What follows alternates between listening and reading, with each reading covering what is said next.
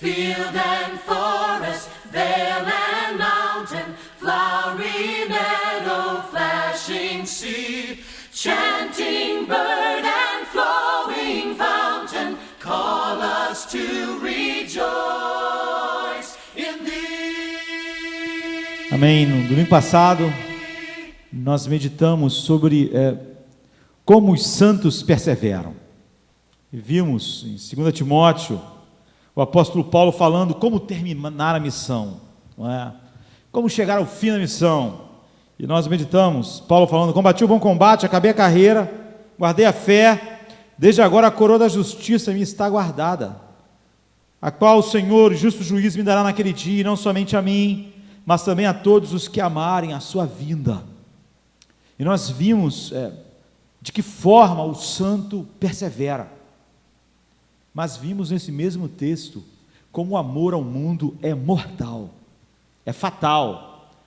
12 versículos depois apenas desse, Paulo falando com um jovem, Timóteo, ele diz: Demas me desamparou, amando o presente mundo mau. Demas e Timóteo eram dois jovens do ministério do apóstolo Paulo. Paulo está morrendo. Ele está dizendo: acabei a carreira, acabei a missão, terminei como os santos terminam, vencendo o mundo, chegando ao fim. Mas Demas amou o mundo. Como diz João, nós vimos, todo aquele que é nascido de Deus vence o mundo. Então Paulo está passando o bastão para outro, não é? Enquanto ele parte, que é Timóteo, um jovem como Demas, destruído por amor ao mundo, e um outro como Timóteo, o qual Paulo está passando o bastão, sabe? Amar o mundo é fatal. Estar no mesmo lugar em que Paulo está, nascer de novo, ter um novo coração, não impede que nós tenhamos uma batalha, uma luta na vida. E nós temos que colocar as prioridades no lugar certo para vivermos esse tipo de vida. Demas amou o mundo. Um mártir disse certa vez que se você entrou no comboio errado, o comboio que está indo na direção errada, não adianta você correr para outra direção dentro do comboio.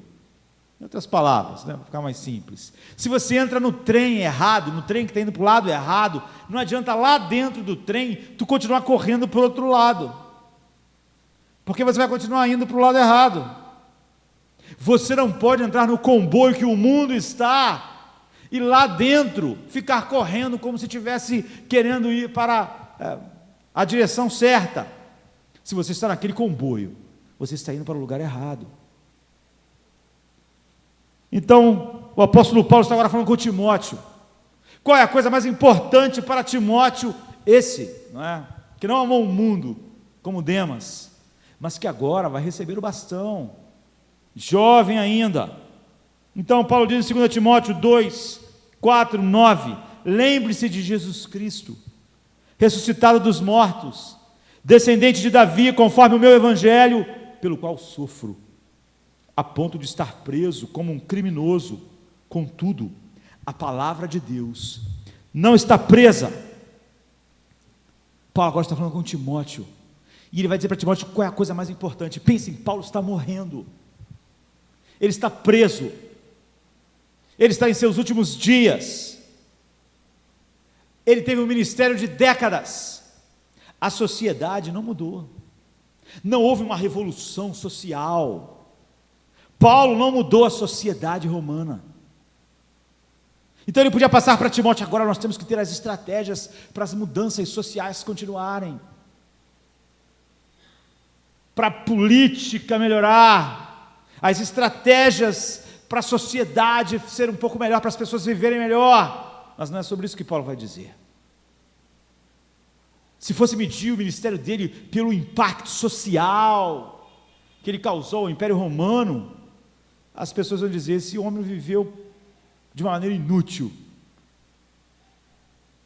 Depois de décadas, o governo é Nero, o pior governo que podia ter.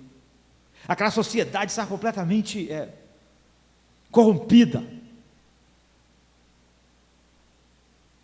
Nero estava perseguindo a igreja, matando as pessoas.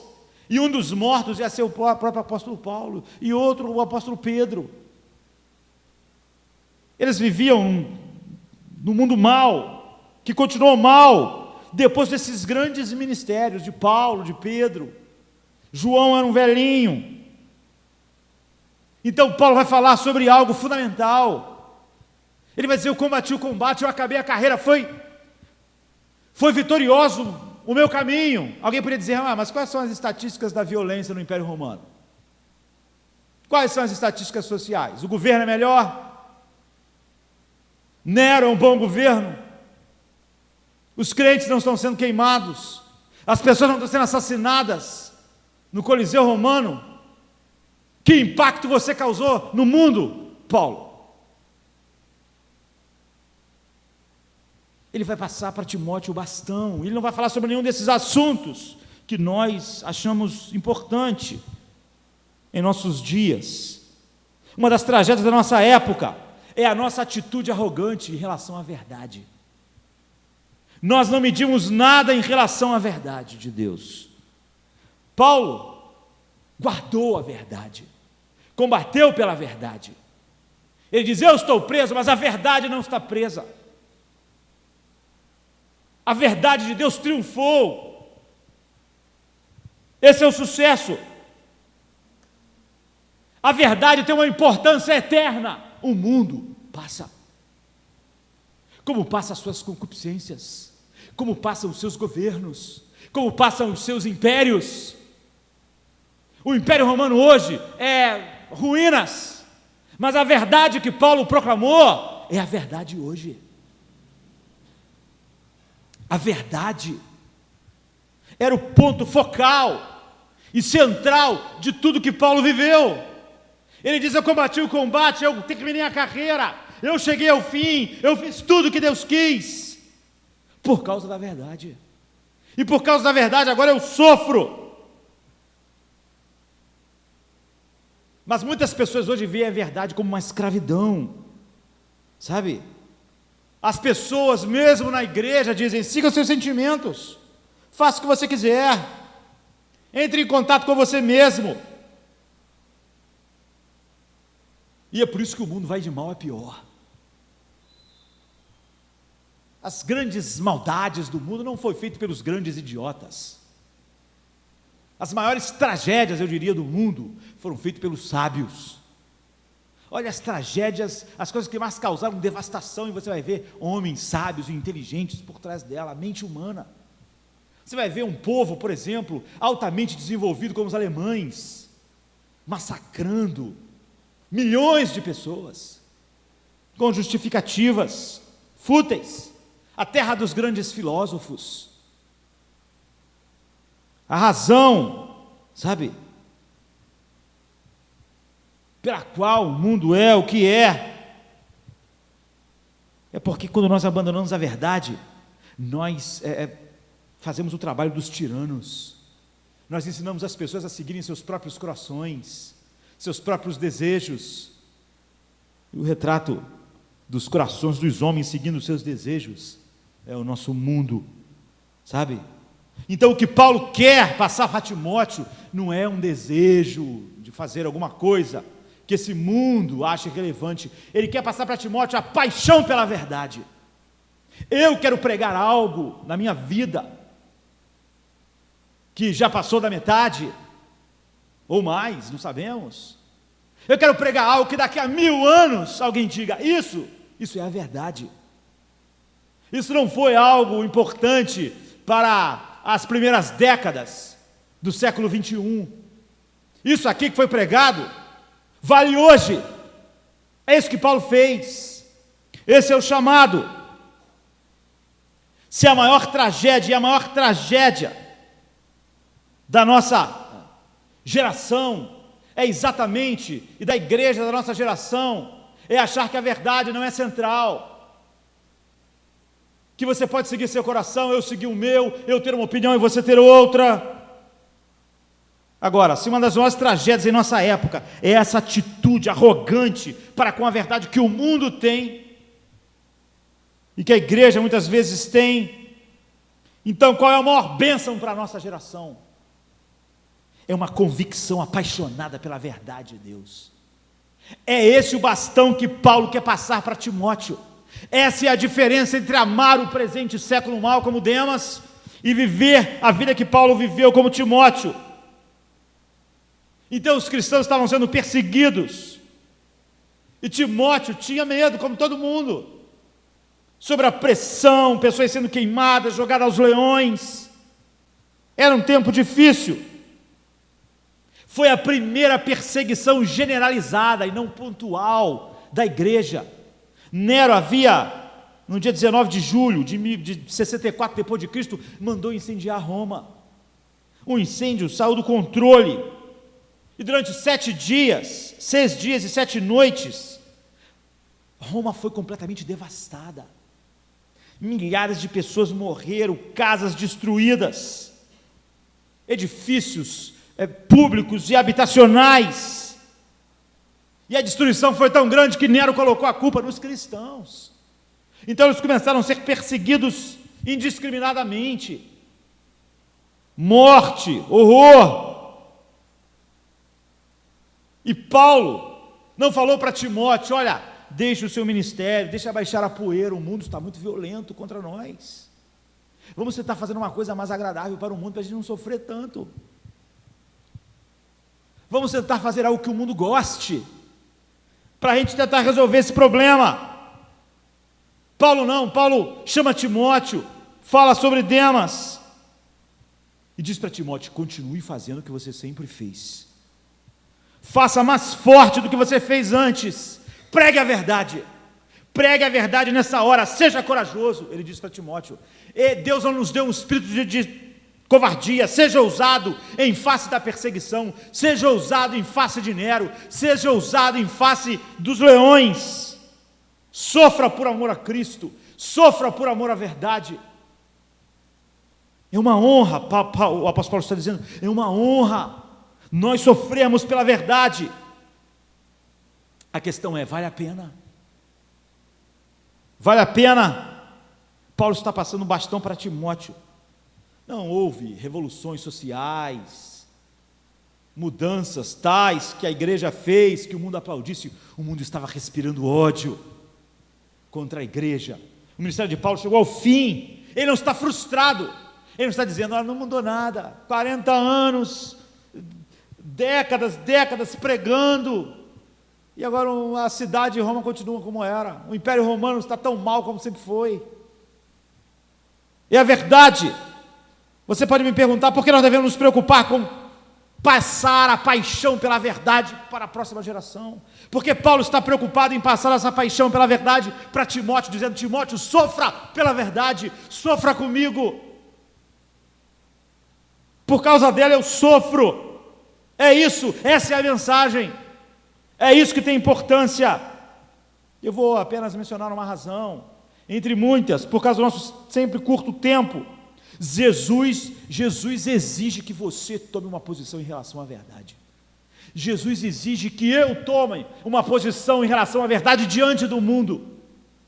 Nada, nem o ódio de Nero era uma desculpa para alguém não tomar uma posição em relação à verdade frente ao mundo. Então a razão pela qual nós devemos passar uma paixão pela verdade para a próxima geração, não a paixão para ser importante para o mundo. Paulo não está querendo passar essa paixão para Timóteo. Eu quero te passar as técnicas que vai fazer o mundo achar você importante e relevante. Está dizendo: não. Sofra por causa da verdade. Nós devemos nos preocupar com ela. Porque a paixão que nós temos por Cristo se revela pela paixão que nós temos pela verdade. Não acredite em ninguém que diga estar de fato com o coração voltado para Cristo, quando minimiza uma unha sequer da verdade de Deus. Considere que está em Mateus 21, 23, 27. A maioria da mentalidade das pessoas que se dizem cristãs hoje é a mentalidade pragmática dos fariseus. Mesmo aqueles mais liberais que acham que não tem nada a ver com os fariseus, eles pensam como os fariseus. A maioria das pessoas que se dizem cristãos pensam como os fariseus. Tem a mente pragmática dos fariseus. E a maioria dos pastores também tem. Mesmo aqueles que não estão pregando coisas terríveis, mesmo aqueles que têm até uma visão correta da verdade, a maior parte das pessoas na igreja, tanto o povo quanto os líderes, tem a mente pragmática dos fariseus que Jesus despreza. Mateus 21, 23, 27 diz: Jesus entrou no templo, e enquanto ensinava, aproximando-se dele o chefe dos sacerdotes e os líderes religiosos do povo, perguntaram aos fariseus e os sacerdotes: com que autoridade você está fazendo essas coisas? E quem te deu tal autoridade? Jesus respondeu: eu também lhes farei uma pergunta. Se vocês me responderem, eu lhes direi com que autoridade estou fazendo essas coisas. De onde era o batismo de João? Do céu ou dos homens? E eles então começaram a discutir entre si, dizendo: se dissermos do céu, ele perguntará: então por que vocês não creram nele? Mas se nós dissermos dos homens, nós temos medo do povo, pois todos consideram João um profeta.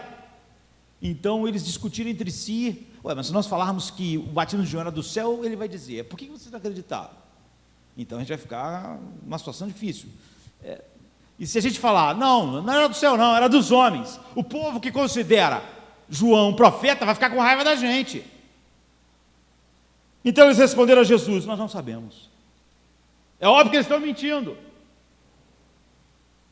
E então Jesus disse: tampouco eu lhes direi com que autoridade estou fazendo essas coisas. O que esse texto quer nos dizer? Que a verdade é mais importante que a sua segurança e que o seu ego. É exatamente como esses fariseus e sacerdotes, que a maior parte dos cristãos pensam, e a maior parte dos pastores. Olha como eles reagem, olha como eles lidam com a verdade. Jesus perguntou: isso é de Deus ou não é de Deus? Eles tinham que pensar o quê? É ou não é? É. Então não importa, vamos dizer a verdade. Jesus pede àqueles homens uma posição em relação à verdade, uma posição simples, que eles se posicionem em relação à verdade. O batismo de João é do céu ou não é do céu? É de Deus ou não é de Deus? Eles têm que tomar uma posição e dizer: é de Deus, não é de Deus. Mas eles começam a refletir, e eles dizem: se nós dissermos que o batismo é de João, é do céu, então a gente vai ser envergonhado, nosso ego vai ser massacrado, porque ele vai dizer assim: mas vocês não creram? E nós vamos ser humilhados e dizer: realmente nós erramos, nós estamos errados, nós não cremos, nós sabemos que é do céu mesmo, nosso coração foi duro, nós fomos orgulhosos, porque ele era um João ninguém, João mesmo, né? Ninguém eles acrescentariam, não é? E nós, portanto, íamos ter que nos submeter àquele batismo. Ou então, sabe, eles iam ser envergonhados, porque Jesus ia mostrar que eles eram hipócritas. Jesus ia dizer: vocês são hipócritas, vocês sabiam que era do céu, mas vocês, por uma posição orgulhosa, vocês não assumiram.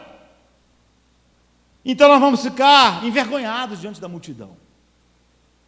Mas se nós dissermos que o batismo de João era dos homens, aí a situação vai complicar, porque o povo vai ficar com raiva da gente.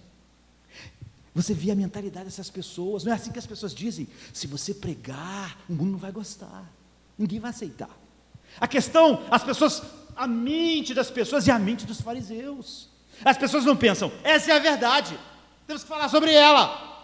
As pessoas começam a pensar: o que vai acontecer se a gente disser isso? Essa é a mente dos fariseus, esse é o pragmatismo deles.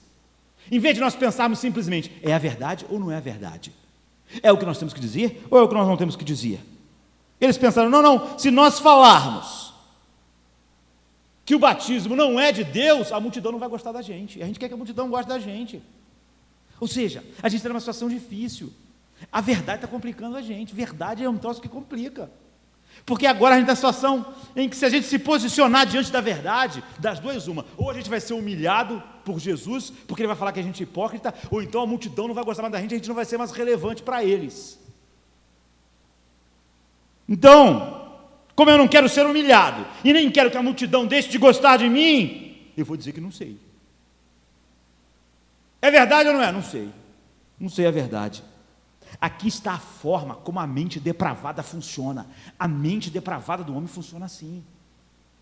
Ele sabe a verdade. Quantas vezes eu ouvi alguém dizendo assim: eu não vou pregar sobre a doutrina da eleição. Por que não? Porque o povo não vai gostar. Fariseu pensa assim. O fariseu, ele não pensa: essa doutrina é a verdade ou não é a verdade? É a verdade, então vou ter que pregar ela. Ele pensa assim: se eu disser que essa doutrina é a verdade, o povo vai dizer isso. Se eu disser, você vê, essa é como a mente depravada funciona, ela começa a pensar, o que vai acontecer se você falar a verdade? Se eu pregar a verdade, Nero vai me jogar os leões. Então eu vou ter que achar uma coisa que... É assim, então eles não se posicionaram. Jesus exige, se posiciona sobre a verdade, ou você não tem relação comigo. Eles para eles, nem eu vou responder nada a vocês. Gente que não se posiciona diante da verdade, gente que, em vez de se posicionar diante da verdade, fica pensando: o que vai acontecer se eu me posicionar? E vai acontecer isso é ruim. Se eu falar a verdade, pregar a verdade, a igreja vai crescer ou não? Essa não é a questão. Essa é a mente pragmática dos fariseus pensando: a multidão não vai gostar. Então você vê, muitas pessoas em nossos dias pensam exatamente assim, e acham que a solução dos fariseus é alguma solução. Eu simplesmente não vou falar nada, vou mudar de assunto, vou falar que eu não sei isso. Então, sempre que nós temos a verdade de Deus, nós pensamos: se nós dissermos isso, tal coisa vai acontecer, e se dissermos aquela outra coisa vai acontecer. Nós vamos perder o respeito da multidão, ou então nós vamos ser vistos como hipócritas porque ensinamos outras coisas não adequadas. Você vê o raciocínio cuidadoso. Por que Jesus odeia isso? Porque a verdade está em jogo, e essas pessoas não pensaram na verdade, nem amaram a verdade. Elas pensaram: nós vamos ser humilhados, a multidão vai gostar de nós. É o ego que está em jogo. Eles não querem ser prejudicados, eles não querem ser envergonhados. Então a verdade para eles não importa. Eles sabiam a verdade, mas entre ser envergonhado e entre ser tido como hipócrita, ou entre perder o apoio da multidão, eles falaram para Jesus: nós não sabemos, nós não vamos responder nada que nos comprometa, não vamos nos comprometer com uma verdade que vai trazer problema para nós. É isso. Então Jesus respondeu: nem eu vos digo com que autoridade eu faço essas coisas. Em outras palavras, eu não vou lidar com pessoas que tratam com a verdade dessa forma. Eu vou morrer por causa da verdade, eu vou para a cruz por causa da verdade. Eu não lido com pessoas que, quando pensam na verdade, pensam em termos no que a verdade vai trazer a eles. Jesus abomina esse tipo arrogante, porque isso é prostituir a verdade de Deus, é prostituir a realidade mais preciosa, que é a revelação de quem Deus é. Deus chamou um povo que não pensa quais são as consequências de estar comprometido com a verdade. Ele disse: o mundo vos odiará, mas vocês não vão levar isso em consideração. Eu vou mandar vocês como ovelhas no meio de lobos, mas vocês não vão pensar: se eu for como ovelha diante de lobos, provavelmente os lobos vão me pegar, então eu não vou. Não, isso é como a mente pragmática dos fariseus funciona. Eles ficam pensando no que vai acontecer à medida que você se comprometa com a verdade. Jesus está dizendo: não levar a verdade a sério é se separar da fé salvadora. Não existe fé salvadora quando você não está comprometido com a verdade de Deus.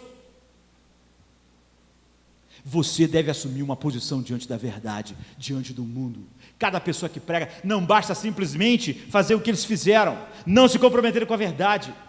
Eles continuaram falando sobre Deus, eles continuaram falando coisas que pareciam boas sobre Deus, mas não falavam nada que comprometesse eles, não se posicionavam diante da verdade naquilo que eles achavam que seriam prejudicados, ou que perderiam a multidão, ou que seriam envergonhados. Jesus despreza essa mente pragmática, farisaica, que fica pensando o que vai acontecer se eu me comprometer com a verdade. Então nós temos que passar essa paixão do Evangelho, da verdade do Evangelho, para a próxima geração. É isso que Paulo está dizendo para Timóteo. Vale a pena, Timóteo, olhe para a minha vida. Eu estou na cadeia, eu já estou vendo o carrasco se aproximar, eu vou ser assassinado. E sabe por quê? Por causa da verdade. Porque Paulo, ele não pensou, se eu pregar a verdade, o que vai acontecer? Se eu entrar nessa cidade e falar o que Deus quer que eu fale, eu vou apanhar ou não vou apanhar? Se eu falar a verdade, Nero vai me matar ou não vai me matar? Isso é como um fariseu pensa. Paulo está chamando a Timóteo e diz, no versículo 9, por isso eu sofro, por causa da verdade. Eu não pensei, se pregar a verdade me levaria a perder tudo. Eu perdi tudo por amor a Cristo. Eu não sentei e pensei, se eu pregar a verdade, o que vai acontecer? Essa mente depravada, pragmática dos fariseus, do mundo, não é a nova mente que nós recebemos em Cristo. Paulo está dizendo, eu estou disposto a sofrer. E Timóteo, eu quero que você esteja disposto a sofrer agora que eu estou partindo. Sofra pela verdade, sofra como um bom soldado de Cristo, sofra pela verdade de Deus. Essa é a única coisa que nós podemos deixar para esse mundo. Este mundo precisa da verdade, porque ele está escravizado pela mentira, ele é escravizado pelas concupiscências do engano. O pai da mentira é o príncipe desse mundo, e a única esperança para este mundo é a verdade, e nós somos os embaixadores de Deus, nós somos o baluarte, a coluna da verdade no mundo.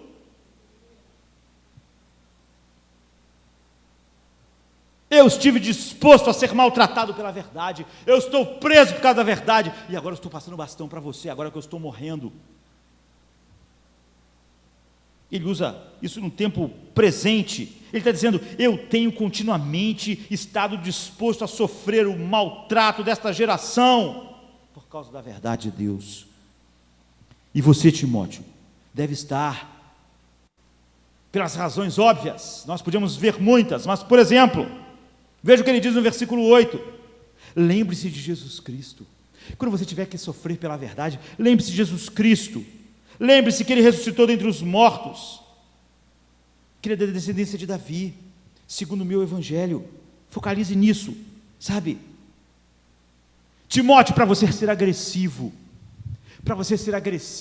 na proclamação da verdade, nesse tempo de perseguição, você vai ter que ter coragem, ousadia maior. Você não vai poder ficar amedrontado quando souber aí chegar a notícia que eu fui assassinado. Você terá que se encher de coragem. Você vai ter que ser capaz de suportar a sua cota de sofrimento. Como eu suportei, estou partindo. Sofrer por Cristo. Morrer por Cristo. Como? Lembre-se de Jesus Cristo. Lembre-se de quem Ele é. É isso, Timóteo, que faz você estar firme diante do sofrimento. Não perca de vista a primazia que Cristo tem. Nós estamos sofrendo por causa dEle. Nós estamos proclamando a verdade dEle. Nós estamos vivendo para a glória dEle. Pense nisso. Isso é tão importante, tão importante. Lembre a cada manhã. É o que nós devemos fazer. Em vez de fazer como os fariseus, o que vai acontecer comigo se nós falarmos isso, a multidão vai agir assim, se nós respondermos assim, Jesus vai fazer isso. Não, lembre-se de Cristo, mantenha Ele na sua memória, mantenha Ele em foco constante. Paulo diz em Atos 20, servindo ao Senhor com toda a humildade, enfrentando toda a oposição dos judeus. Foi assim que ele viveu. Como ele poderia enfrentar, como Paulo pôde enfrentar? Ele apanhou de cidade em cidade, foi chicoteado tantas vezes, ele apanhou com varas, apanhou com chicotes, ele foi apedrejado, esse homem foi massacrado, mas ele nunca perdeu de vista quem ele servia. É o que ele está dizendo para Timóteo, agora que ele está passando bastão. Eu não sofri assim, Timóteo, a causa principal não era a igreja, não era algum chamado para a minha própria vida para mudar o Império Romano. não era alguma necessidade do meu ego. Eu não sofri isso tudo por causa de alguma ambição. Esse não foi o caminho que eu assumi, tentando obter uma vida de sucesso. Eu não estava servindo a sociedade, eu estava servindo a Cristo. Lembre-se de Cristo, eu trago no meu corpo as marcas de Cristo. Em grego, os estigmas. Eu trago. Ele é o ponto focal do meu pensamento, a preeminência do meu serviço. Lembre-se de Cristo. Ele é o mestre perfeito. Ele é o mestre final das nossas vidas. Timóteo, lembre-se de Cristo. Ele foi o maior soldado nessa batalha. Nós estamos nessa batalha, e nós sofremos nessa batalha, e nós morremos nessa batalha. Mas lembre-se dele, ele foi o maior soldado. Ele lutou a maior batalha. Ele, sendo santo, enfrentou a cruz. Ele conquistou a vitória. Lembre-se dele, lembre-se de Cristo. Ele foi o maior atleta que correu essa corrida. Nós estamos correndo, mas ele foi o maior atleta. É ele que ganhou o prêmio para nós. Lembre-se de Cristo. Ele é o verdadeiro semeador da semente que transformou as nossas vidas. Ele é o verdadeiro lavrador da terra. Lembre-se de Cristo, para que ele tenha proeminência em nosso chamado. Nós não pensamos se o comprometimento da verdade de Cristo vai nos trazer isso ou aquilo, sofrimento ou não. É uma coisa simples. Coloque o seu foco em Cristo. Não tenha a mente depravada dos fariseus, que ao olhar para a verdade ficam pensando o que vai acontecer dependendo da resposta deles. Não! Ou a multidão, ou o seu ego.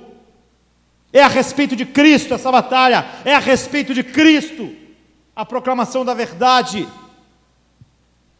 Olhe para mim, velho, indo para a morte.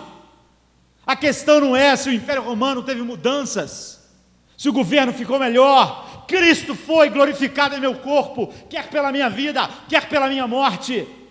É esse bastão que eu passo para você, e esse bastão vai ser relevante daqui a 1000 anos, 2000 anos, daqui a 1 bilhão de anos, quando nós estivermos diante da face de Cristo por toda a eternidade.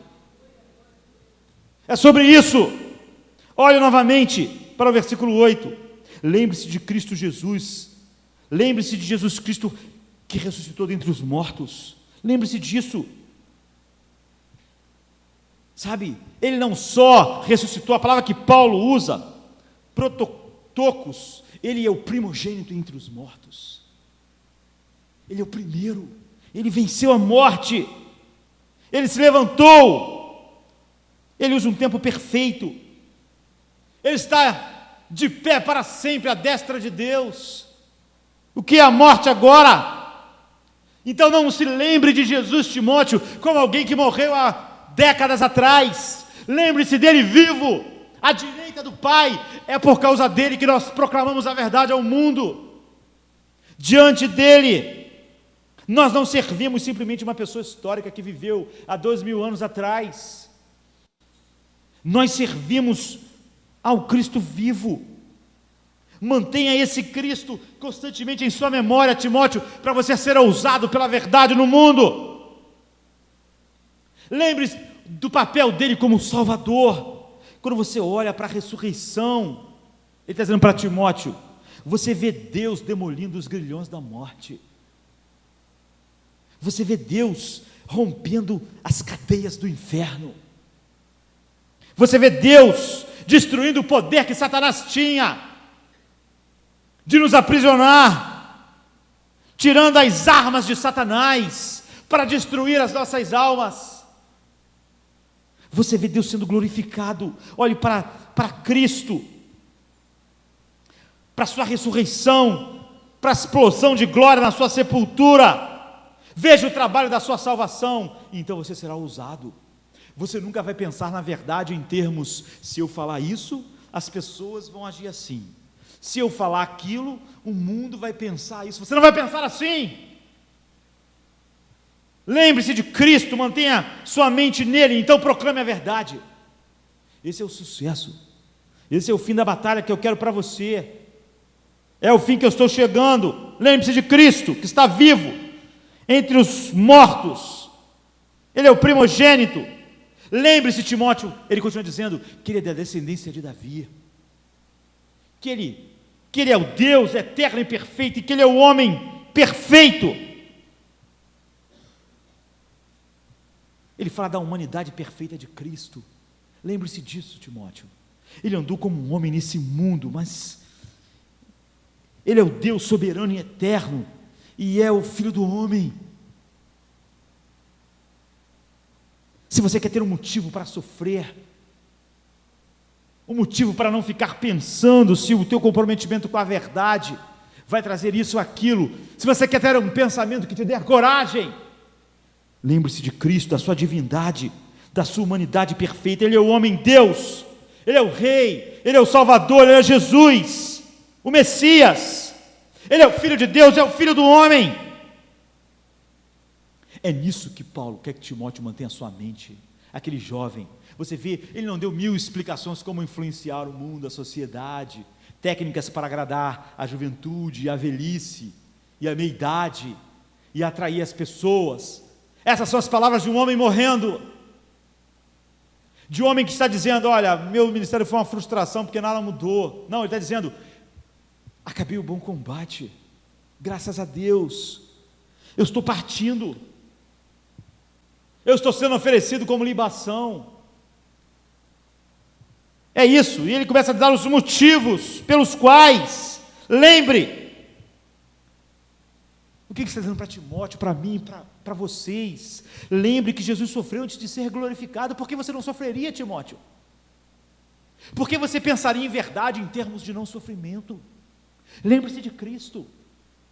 Ele sofreu antes de ser glorificado. Ele foi humilhado antes de ser coroado. Como nós vimos, quando Jesus pressionou para que os fariseus e sacerdotes se posicionassem diante da verdade, eles pensaram: não, se nós respondermos isso, vamos ser humilhados. Se nós respondermos aquilo, não vamos ser populares. Paulo está dizendo: Jesus foi humilhado antes de ser coroado. Porque você pensa que por causa da verdade você não deve ser humilhado?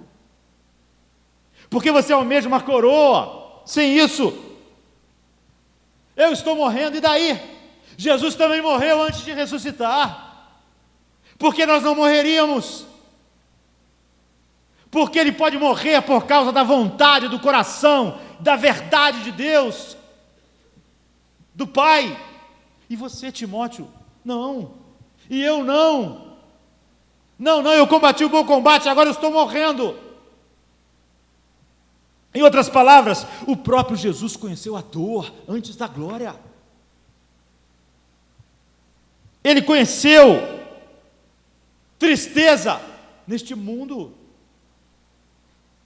Ele sentiu o ódio do mundo antes da adoração celestial, da sua volta. Eu estou preso por causa do Evangelho. O imperador me odeia, Roma me odeia, eu vou ser assassinado como um criminoso, mas e daí? Como Cristo foi assassinado como um criminoso. Portanto, lembre-se de Cristo. Ele também sentiu o ódio antes da glória. Ele foi perseguido neste mundo. Ele era um homem de dores. Ele experimentou a morte antes de sentar em seu trono. Portanto, quer vivamos, quer morramos, somos do Senhor. Não fuja disso. Nunca pense em termos da verdade: eu vou morrer ou não vou morrer? As pessoas vão gostar ou não vão gostar? Porque é assim que a mente depravada pensa. Ela desonra a verdade pensando em seu ego, em sua proteção e na aprovação da multidão. Não há verdade salvadora em corações assim. Porque você quer encontrar o caminho para a glória sem os espinhos que Jesus experimentou. Você não vai ser conduzido à glória, a experimentar a felicidade do céu, sem a dor de ter vivido neste mundo, consagrado à mentira, vivendo pela verdade.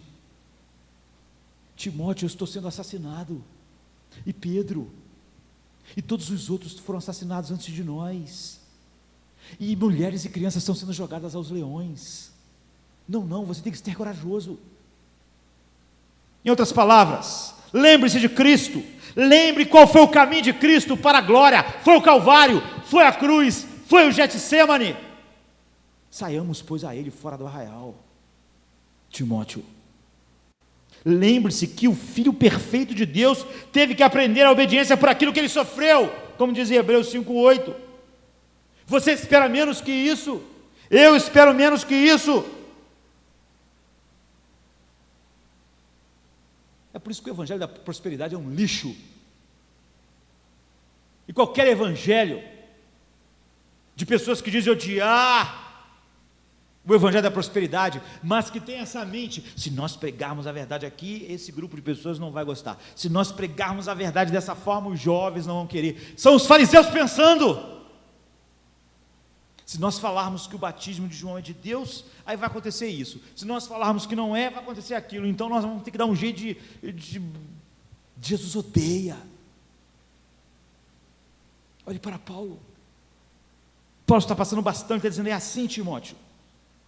Como você espera não sofrer se nós participamos dos sofrimentos de Cristo? Paulo já tinha dito: se é que com Ele padecemos, para que com Ele sejamos glorificados. Assim, sabe, quando o crente sai a proclamar a verdade de Deus, ele sai corajosamente para dizer a verdade de Deus ao mundo. Ele não pensa antes como as pessoas vão reagir. As pessoas vão gostar ou não, será seguro ou perigoso, sabe? Se você crê na reação ruim do incrédulo, não importa. Se você crê que se falar que isso é a verdade de Deus do céu e a multidão não vai gostar, você não faz como os fariseus fizeram, aquela mente pragmática, depravada. Você vê, Paulo podia dizer: ó, Timóteo, eu sofri demais, eu vou te dar um conselho, alivia as coisas. Eu vou ser sincero para você, Timóteo, agora que eu estou morrendo, eu dei murro em ponta de faca, passei décadas pregando a verdade, e agora o Império Romano é igual ele era. Tem o pior governo que ele já teve. A sociedade está uma lástima. Muda, Timóteo. Muda, porque essa estratégia não funciona. Sabe, é o que as pessoas diziam para Paulo: será que você não pode evitar tanta dor? Será que você tem que insistir com isso? Mas Paulo está dizendo para Timóteo: será que você acha que você tem algum direito que Jesus não tinha? Jesus tinha que vir e sofrer no mundo por causa da verdade, e você acha que você pode escapar ileso, fazer como os fariseus, esconder a verdade, para que você não sofra por causa dela? Lembre-se de Cristo, lembre como Ele foi odiado antes de ser amado, antes de receber o amor do céu em glória, como Ele foi odiado neste mundo. Ele morreu antes de sentar no trono.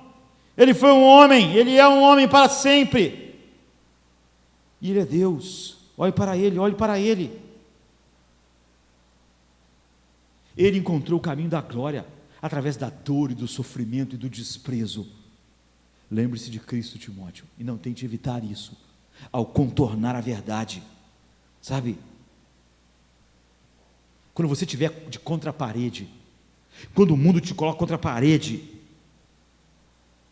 quando você tiver que ficar diante de um mundo que não ama Cristo e viver numa sociedade descrente, viva corajosamente, pregue corajosamente, siga o padrão de Cristo. Não pense: mas Cristo não acabou bem, Paulo não acabou bem, Tiago não acabou bem, Estevão não acabou bem. Lembre de Cristo. Foi por essas coisas que nós fomos em frente.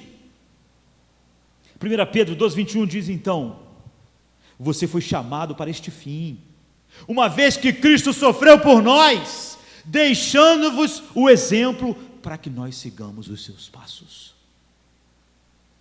É o que Pedro disse. A mesma coisa, ele não diz: olha, gente, Jesus sofreu muito, a verdade nesse mundo é difícil, tente dar uma contornada. Ele diz: não, não, não. Ele nos deixou o exemplo para que nós sigamos os seus passos, na mesma direção. O versículo diz isso claramente para nós.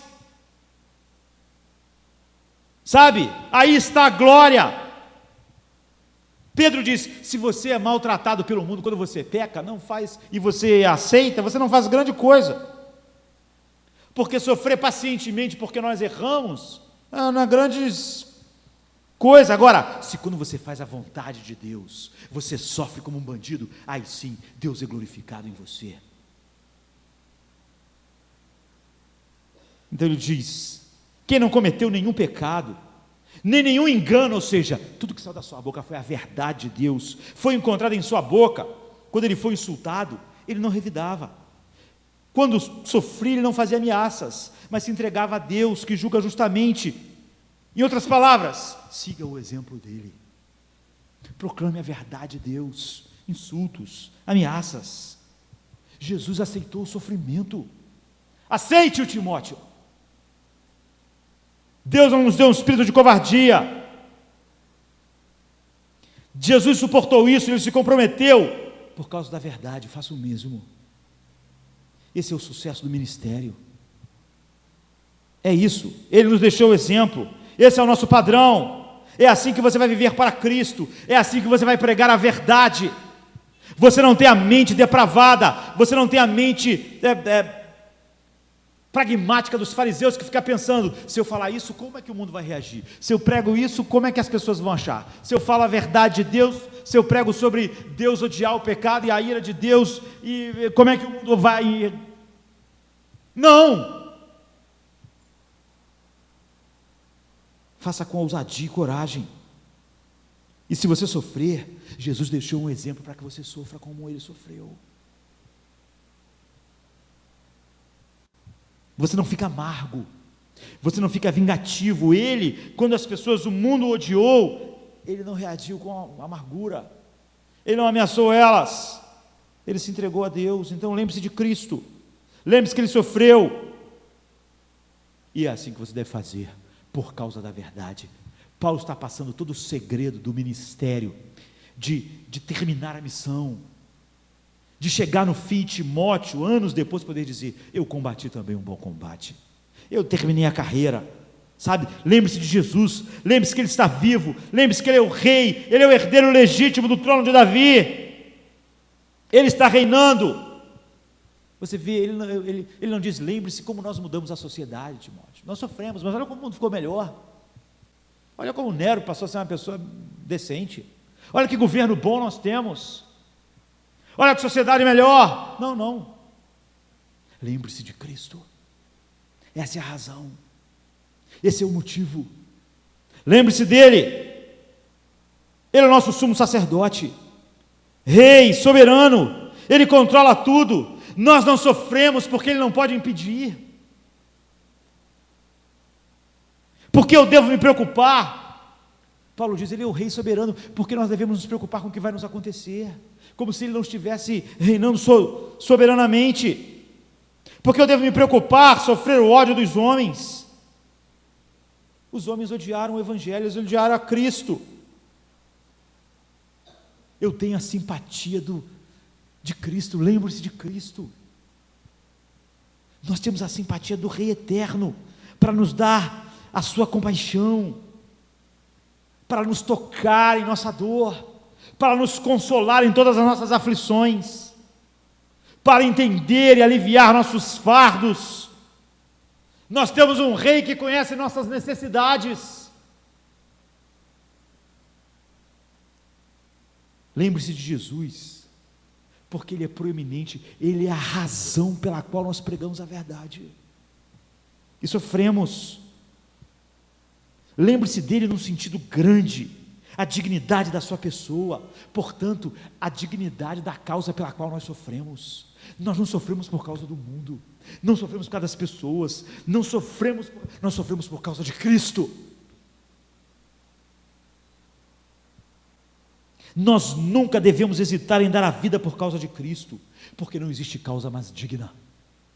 Se nós dessemos nosso corpo para ser queimado, e nossos bens para ajudar alguém, isso não estaria nem próximo da dignidade de morrer por causa de Cristo.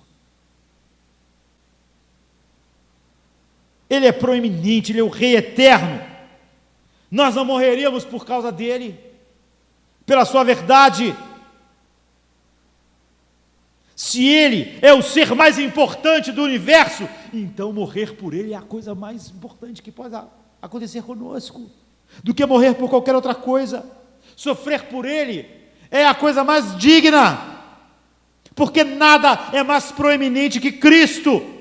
Então, Timóteo, entenda a glória da sua pessoa. Lembre-se dele, o Salvador, o Rei, o sacerdote fiel, o soberano. Então você vai ficar feliz em sofrer por causa dele. Você vai ficar feliz em sofrer por causa da verdade. Lembre-se, é incrível para mim, queridos, lembrar como tem homens que morrem. Gente que hoje eu estava vendo alguém fazer um protesto e jogou fogo no corpo. Protesto lá contra o que o governo estava fazendo. Gente explodindo como bomba.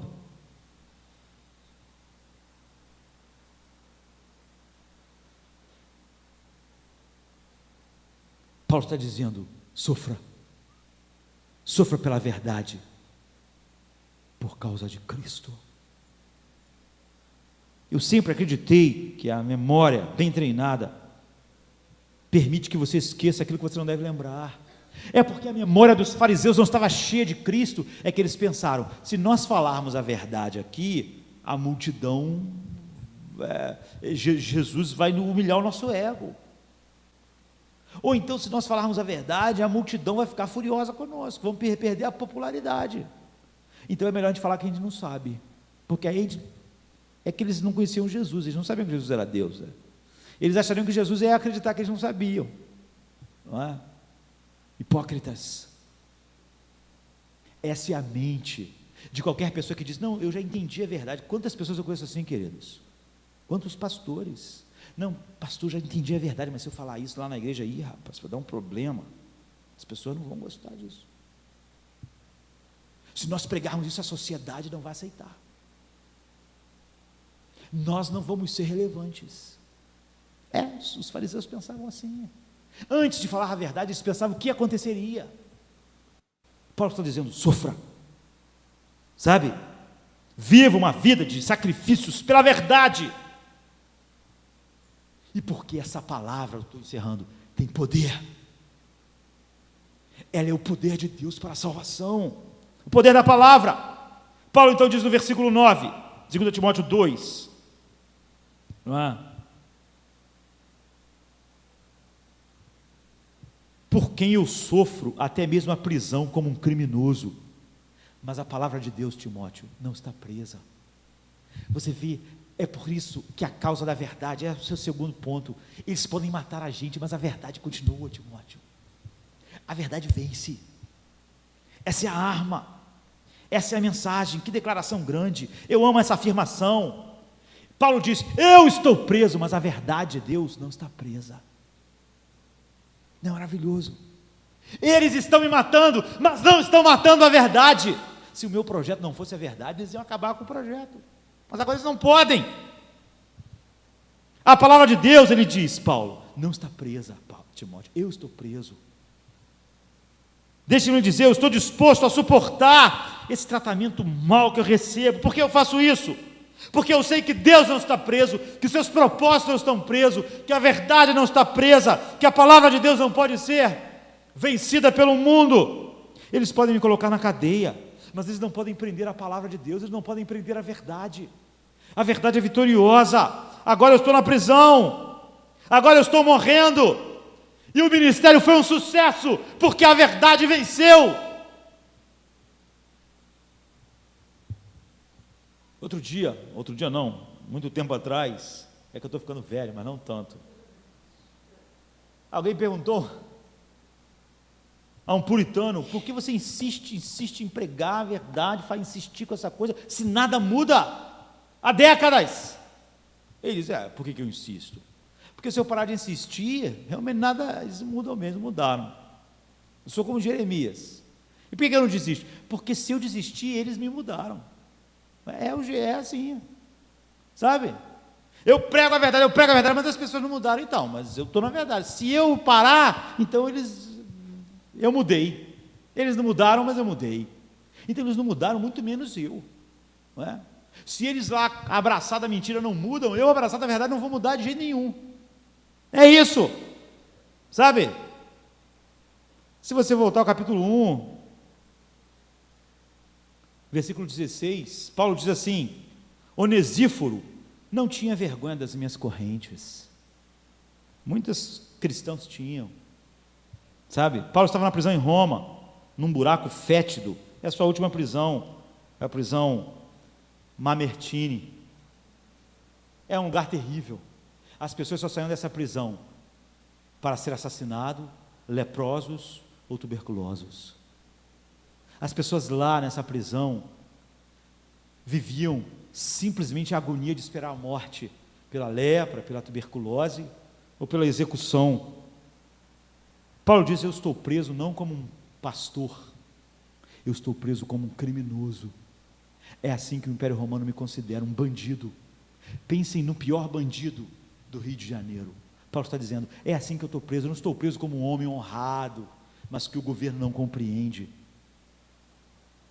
E Onesíforo, apesar de estar nesse buraco, a prisão na Mamertine era um buraco que a pessoa era descida com uma corda. Ele está dizendo: ele não tem vergonha das minhas cadeias.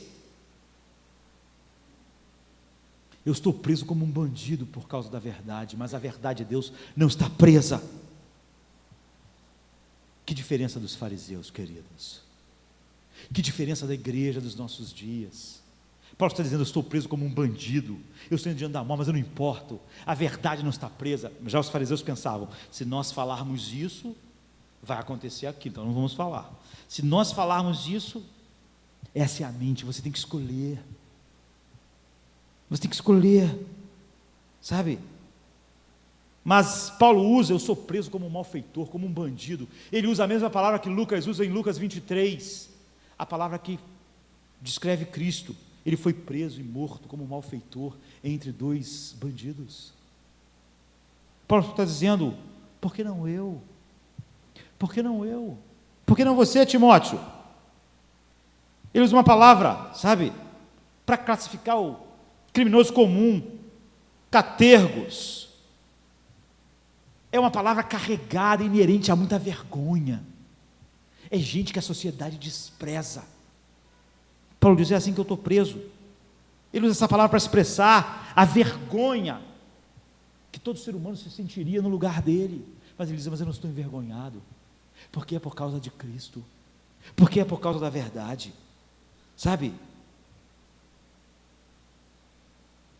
O conselho que Paulo recebia e o que nós recebemos é: se você só suavizar um pouco a mensagem, o mundo vai te tratar menos mal, Paulo.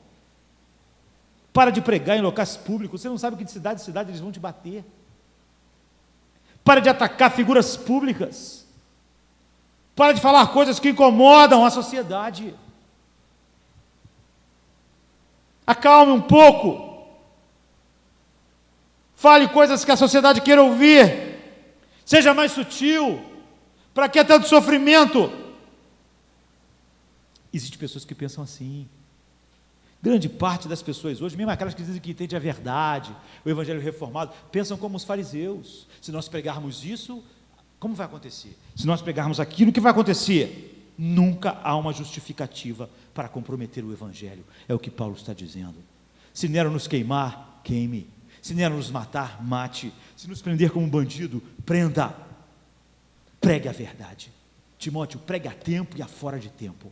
Combata o bom combate, termine a sua carreira, e a verdade que você pregar será relevante daqui a 1000 anos, 2000 anos, 3.000 anos, 1 milhão de anos.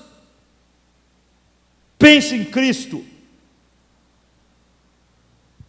mesmo que eles não ouçam, mesmo que eles não achem relevante, porque se você tirar a verdade, o teu evangelho é inofensivo para o diabo, para o mundo, para a mentira, porque só a verdade combate a mentira. O mundo não liga quando você abre mão da verdade, porque então a mentira não se sente mais ameaçada. a mentira que aprisiona o homem. E isso não é mais o Evangelho. Não meça então as palavras. Então as pessoas dizem, mas o que vai acontecer se todos nós começarmos a pregar o Evangelho e se prendessem e matassem todos os cristãos? Morreríamos todos. Mas a palavra de Deus não morre. Essa é a verdade, isso é maravilhoso. Se Deus quer que nós tenhamos um ministério assim, então nós temos. E Paulo diz, as minhas cadeias, olha, há muitos cristãos agora aqui, no meio da cadeia, porque eu continuei falando. Paulo pregou, e Paulo está dizendo para Timóteo, acabe a carreira. Você só tem uma escolha, ser como Demas que amou o mundo, ou ser como eu. Não há outro caminho. Ou é ter a mente dos fariseus que, antes de dizer a verdade, fica pensando qual vai ser o resultado disso, se eles vão sofrer, vão ser humilhados ou não. Então Paulo diz, eles podem matar a nós, mas não podem matar a verdade. Lembre-se de Cristo. Lá em Roma, há milhares, de catacumbas onde os cristãos morreram. E viveram durante décadas. A estimativa é que há 4 milhões de cristãos num período de 100 anos enterrados lá. 4 milhões que fizeram o que Paulo falou para Timóteo fazer. Parte dessas catacumbas hoje ainda tem o sinal do peixe, que era o sinal do cristianismo. Mas há uma inscrição numa das sepulturas que eu acho que deve tocar nossos corações, porque a pessoa escreveu exatamente o que Paulo dizia. Eles moravam nas catacumbas e eram enterrados lá, e escreveu assim: a palavra de Deus não está presa. Nós estamos nas catacumbas, nossos corpos vão ficar aqui, mas a palavra de Deus não está presa, não está presa. É isso. Mas os fariseus não, eles disseram, eles discutiram entre si dizendo, se dissermos do céu, ele perguntará, então por que vocês não creram? Mas se dissermos dos homens, temos medo do povo, pois todos consideram João um profeta. Então eles responderam a Jesus, não sabemos. E eles então lhes disse, tampouco eu vou dizer a vocês, com que autoridade eu faço isso? Vocês não têm parte comigo. A verdade é mais importante que a segurança de vocês, que o ego de vocês, ou então, vocês não têm parte comigo. Então Paulo diz para Timóteo, sofra como um bom soldado de Cristo, termine o seu ministério, acabe a carreira, guarde a fé, por causa de Cristo. Vamos ficar de pé, vamos orar. Mortals join the mighty chorus, which the morning stars began. Father love is reigning o'er us, brother love binds man to man. Ever singing march we